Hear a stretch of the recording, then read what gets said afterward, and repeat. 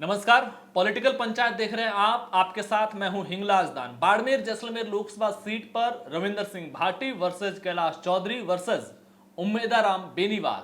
मुकाबले का परिणाम आना अभी बाकी है, लेकिन एक सवाल जो सबसे ज्यादा चर्चाओं में बना हुआ है कि क्या अशोक गहलोत ने, कांग्रेस पार्टी के नेता और राजस्थान के पूर्व मुख्यमंत्री ने, क्या जानबूझकर बाड़मेर जैसलमेर लोकसभा सीट पर अपनी ही पार्टी के प्रत्याशी उम्मेदाराम बेनीवाल का साथ नहीं दिया और इनडायरेक्टली पर्दे के पीछे से रविंदर सिंह भाटी का सहयोग किया? यह सवाल तीन तस्वीरों के हवाले से उठ रहा है। पहली, दूसरी और तीसरी तस्वीर।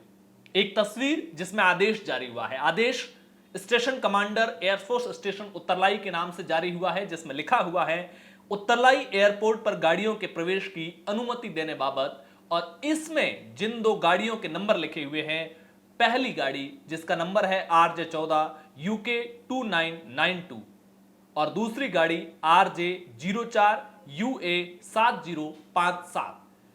ये दो गाड़ियों के नंबर हैं और इन गाड़ियों की जब सोशल मीडिया पर वायरल तस्वीरें निकाली गई तो दोनों गाड़ियों के ताल्लुक रविंदर सिंह भाटी से निकले।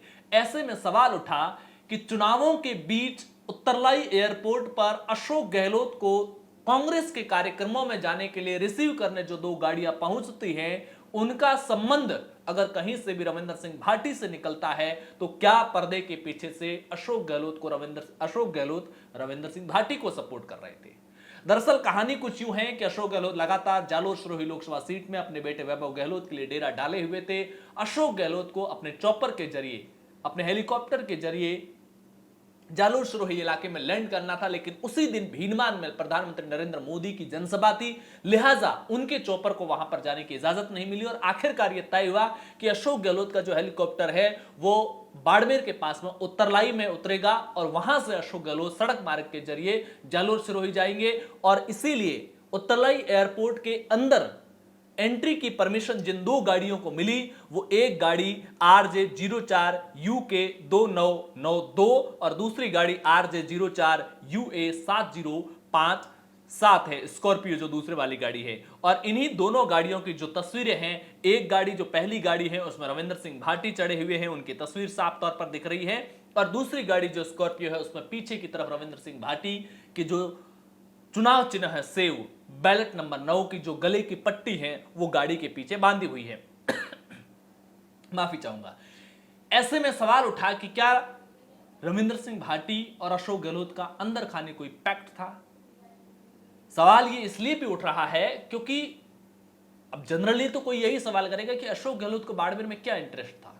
दरअसल अशोक गहलोत शुरुआत से हनुमान बेनीवाल का कांग्रेस के साथ में अलायंस कराना चाहते थे, लेकिन बाड़मेर के अंदर हरीश चौधरी ये चाहते नहीं थे कि कांग्रेस और आरएलपी का अलायंस, और इसी वजह से कांग्रेस आरएलपी गठबंधन होने से पहले ही उम्मेदाराम बेनीवाल को हरीश चौधरी कांग्रेस के साथ लाए और टिकट के उम्मीदवारों के तौर पर स्पष्ट कर दिया। और चुनाव के अंदर भी जिस तरीके से हमने देखा कि हरीश चौधरी ने कांग्रेस का लीडर उम्मेदाराम बेनीवाल को नहीं, अपने आप को स्थापित किया और जाट राजनीति के लीडर के तौर पर स्थापित हुए।